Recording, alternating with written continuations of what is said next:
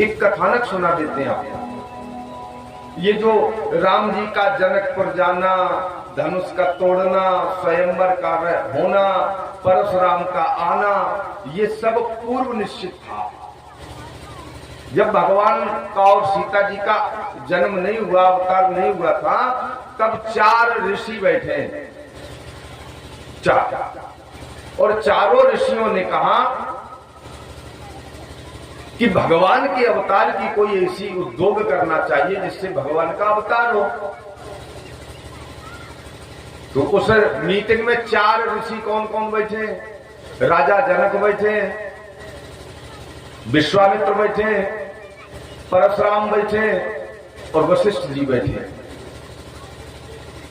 तो कहा कि परमात्मा का अवतार तो होगा राजा दशरथ के घर, लेकिन उनको श्राप लगा है, तो क्या किया जाए? लोग कहते हैं उनको श्राप लगा है। अब कल चर्चा इसी पर हो रही थी रात्रि में, आप लोग नहीं आए, आज फिर होगी। अरे बिल्कुल, मैंने पंडित जी से ओवर टाइमों करवाओ, दिनों में कमाओ, रात के 2 बजे सोम दो। तो हमें जा लगी कि 2 नहीं 4 बज जान दो। हाँ, हम ऐसे ही परम हंस आदमी है। 2 बजाए लो, 4 बजाए लो, लौट के फिर 4 बजाए लो, हम उठ जाए तो बताइयो। आवाज तो बहुत है, गर्मा गर्मी है। अस्त्र शस्त्र पहुंच चुके हुए। 8 से 12 शिफ्ट है, फिर दूसरी शिफ्ट 12 से 4 आउट। भाई हमारा कमरा छोटा है, तो आज व्यवस्था कुछ और करेंगे। लेकिन आइए, अगर आपके मन में जरा सी भी कुछ है तो हम आपकी सेवा करने के लिए एक बार सेवा का मौका तो दे। बिल्कुल। तो 4 ऋषि बैठे, तो बोले दशरथ के घर में भगवान का अवतार होगा। तो वशिष्ठ जी बोले पुत्रेष्ठ यज्ञ मैं करा दूंगा। तो कल चर्चा हो रही थी कि राजा दशरथ को शाप लगा है। तो कोई कह रहा था कि श्रवण के माता पिता ने दिया है, और कोई कुछ अपनी अपनी वार्ता रख रहे थे। मैं तो कुछ बोला नहीं। और मूल बात जो है वो कोई बोले नहीं। वहां राजा दशरथ को जो संतान नहीं हुई, वह श्राप राजा दशरथ की पुत्री शांता ने ही दिया, किसी और ने नहीं दिया।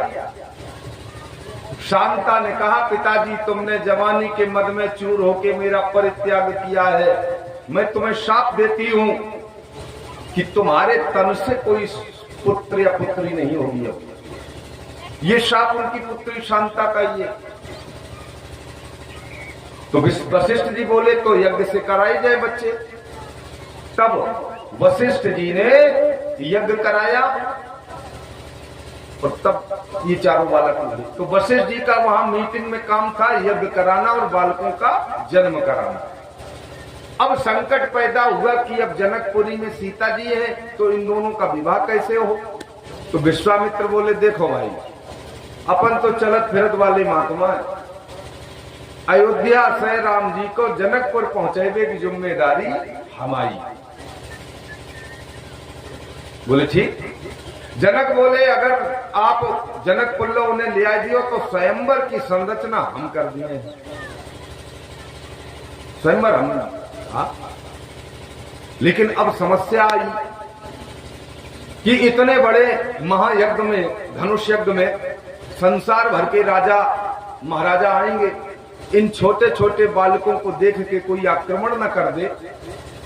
अगर इन्होंने तोड़ भी दिया तो फिर कैसे संभालेंगे। परशुराम जी बोले उसके लिए कोई चिंता नहीं करो, केवल हमें आए जान दीजो। इसीलिए बाबा ने लिखा है कि जैसे ही राजा लोग बोले ले हो छिड़ाई सही सिंह कह को घर बांधो न बालक दो, सीता को छीन लो बालकों को। तभी बाबा ने मानस में लिखा कि देह अवसर सोन से हो धनु भंगा।